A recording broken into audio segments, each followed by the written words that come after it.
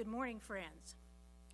To you who don't know me, I am Bessie Adams, pastor at Salem United Methodist Church, and welcome to these moments that we will spend together on Facebook. I'm recording this on Thursday morning, March 19th, and this is just the world we're living in right now, where we kind of need to say that, not knowing how things might change before this is aired on Facebook in a few days. So welcome to those who don't know me, and to the congregation from Salem United Methodist Church. I'm glad to have this resource to share some worship time with you. The plan is to bring you a brief message through Facebook each Sunday morning. And I want to thank Epworth United Methodist Church and Pastor Danny Barr for making this opportunity available through our church resources and expertise. And we Methodists often say that we are a connectional church. This experience is just one example of Methodists working together for the cause of Christ in our community. Well, one of the members of our church changes our marquee out in front of the building. And a couple of weeks ago, he put up a sign that is still there, and it reads, "Don't give up church for Lent." Now this fella, it really is kind of funny. He loves to tell jokes, but I know that's not what he intended here with this marquee. He didn't intend for it to be funny. He didn't intend for it to be prophetic. He put up that sign to give us pause, to help us think about our expressions of faith. But what he didn't know was how true his message would become in just a few weeks' time. And he didn't know, he wouldn't have known that he would also give me a great segue into my sermon this morning, because his intention for the marquee message was to give us pause, to help us think about our expressions of faith. And we are in the Christian season of Lent, a time to give pause, to help us, a time that will help us think more deeply about our expressions of faith.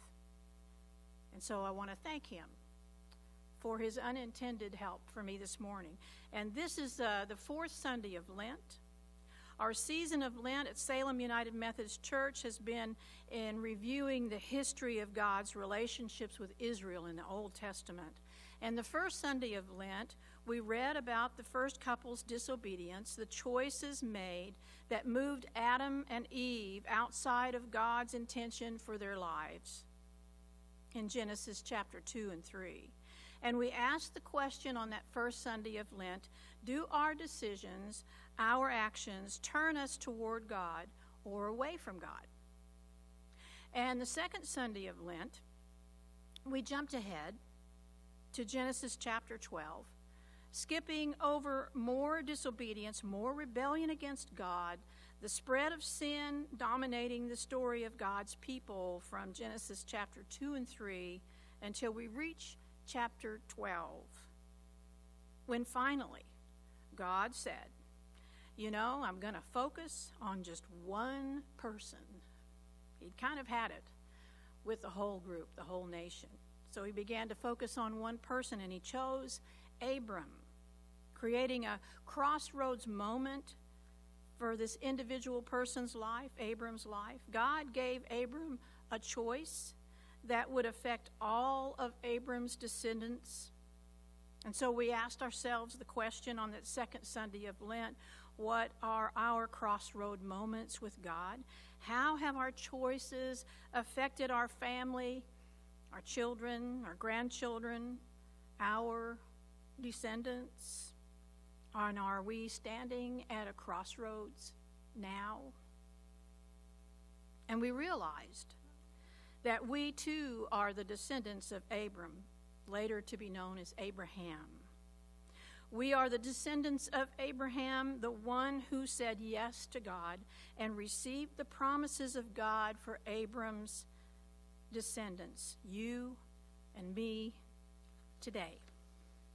And last Sunday we jumped to Exodus chapter 17 and found the Israelites smack dab in the middle of a crisis. Their whole nation was in crisis. Have your ears perked up? Does that sound familiar? Their whole nation was in a physical crisis. Their basic needs were not being met. They had no water in their instance. And their physical crisis plunged them into a spiritual crisis. And we said to ourselves last Sunday, wait a minute, we find ourselves in a crisis right now. So we need to pay close attention. What did we learn last Sunday? Now, before the Israelites' crisis, they experienced incredible miracles of God. You remember from your Old Testament 10 plagues in Egypt, then God parting the Red Sea and Pharaoh's army being drowned in the Red Sea. I can see the spectacular scenes from the movie now. And besides those miracles of God helping the Israelites as they left Egypt, God provided for them, the whole nation of Israel, in miraculous ways as they made their way through the desert. So how could they be in a spiritual crisis with God taking such good care of them? Well, sometimes when you have lived in crisis for so long, you need to learn to trust God again, or for some, maybe the first time.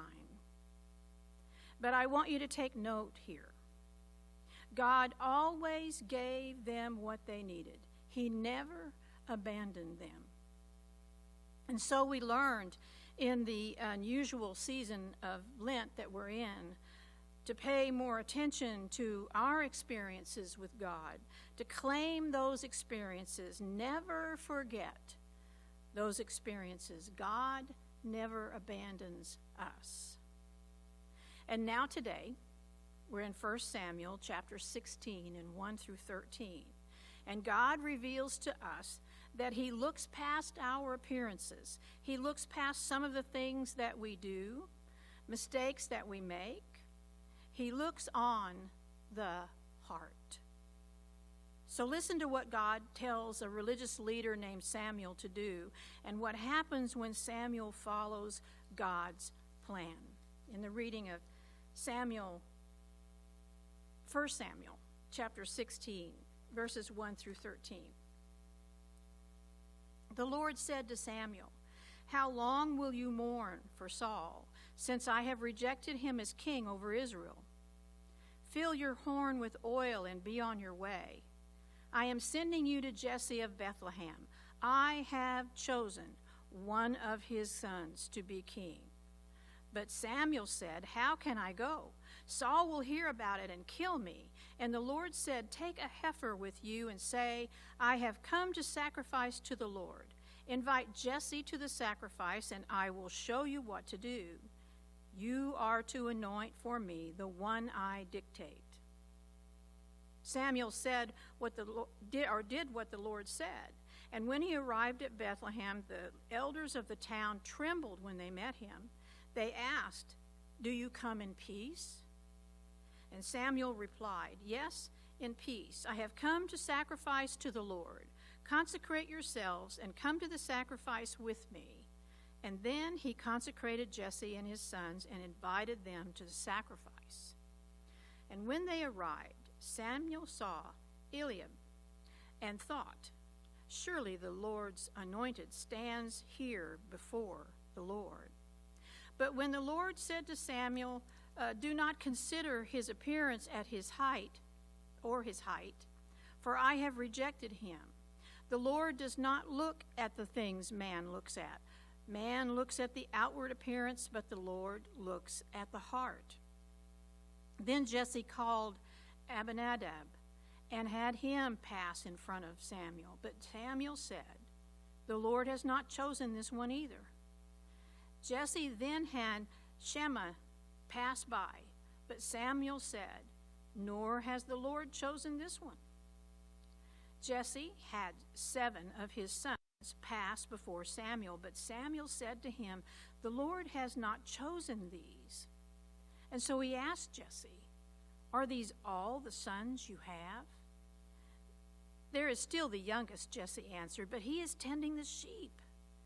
And Samuel said, "Send for him. We will not sit down until he arrives." And so he sent and had him brought in. He was ruddy, with a fine appearance and handsome features. And then the Lord said, "Rise and anoint him. He is the one." And so Samuel took the horn of oil and anointed him in the presence of his brothers. And from that day on, the Spirit of the Lord came upon David in power. And Samuel went to Ramah. Now, there are 2 places in this story that I want to focus on this morning. First of all, in verse 1, God is speaking to Samuel. He says, "Fill your horn with oil and be on your way. I am sending you to Jesse of Bethlehem. I have chosen one of his sons to be king." Another way of saying it is God is saying, "I have provided for myself a king." Now, we don't have a monarchy here in this country. We elect our leaders. We're right in the midst of doing that. But Samuel's not going to draw names out of a hat here. He's not going to have the sons debate one another and let people come in and vote. God already decided who was to be anointed by Samuel.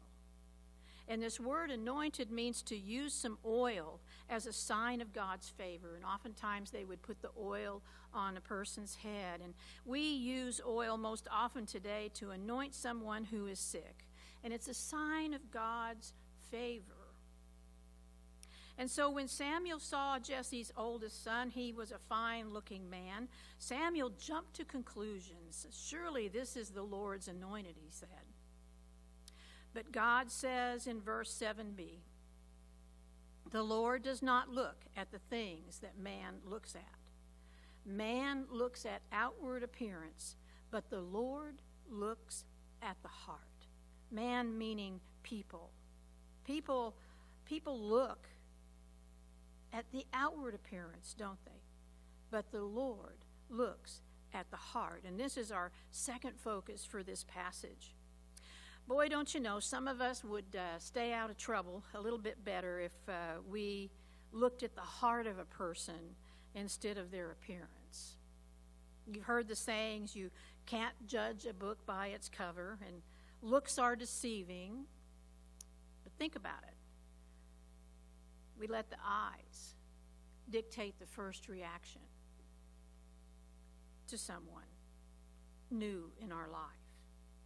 And now God knows our heart, but for us, we have to take time to get to know someone's heart. I remember going to a church singing a few years ago. It was the first time I had been to this church for a singing, and when I got there, I heard a lot of excitement about someone who was going to sing. I heard, "Oh, Mary is going to sing tonight," and people were really excited about that. And I looked around at some of the people that were there, and I picked out some ladies that I thought might be Mary, who seemed to be so gifted that people were excited to hear her sing. I picked out several well put together ladies. Yes, preachers are human too. A little lady I hadn't even noticed came up to the microphone, and the sanctuary got especially quiet. And this incredible voice filled with passion and love filled our very souls. God set his will into motion through Samuel and David. Keep reading the rest of this incredible story of David. In what way are you learning to look on the heart? And I have a little saying, a little prayer, if you will, that when I'm worried about someone or I find myself making a judgment about someone, and I just say, "God, you know them better than I do." God already chose David. He chose David to be the next divinely designated ruler of Israel. David from the smallest tribe in Israel, David from the smallest family, David the youngest of 8 brothers, relegated to tending the flock of the family, for goodness sake. And God sent Samuel to confirm God's choice to the people.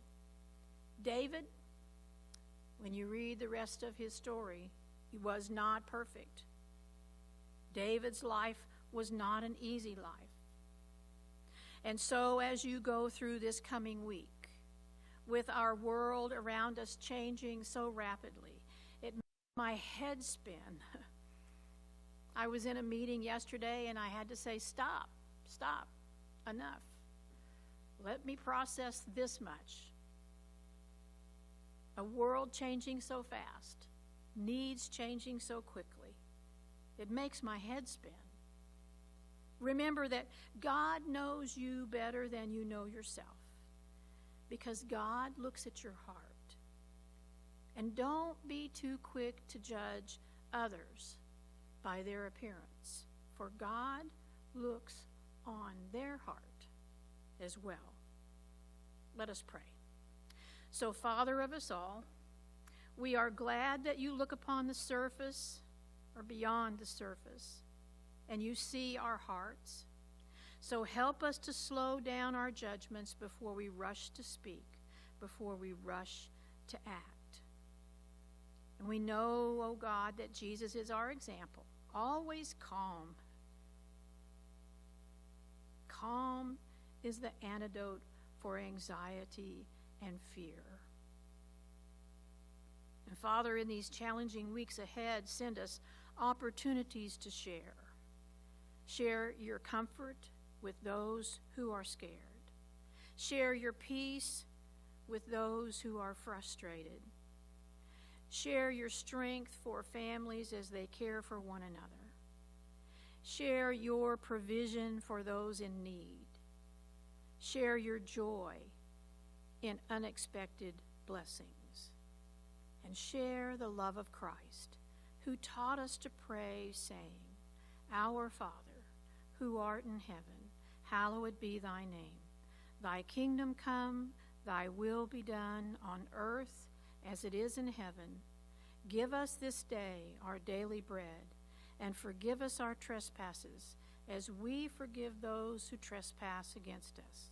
And lead us not into temptation, but deliver us from evil. For thine is the kingdom, and the power, and the glory, now and forever. And the church said, Amen. Amen. Well, someone sent me this quote yesterday. The building is closed, but the church is open. You, Salem, are the church. May God be your confidence and peace.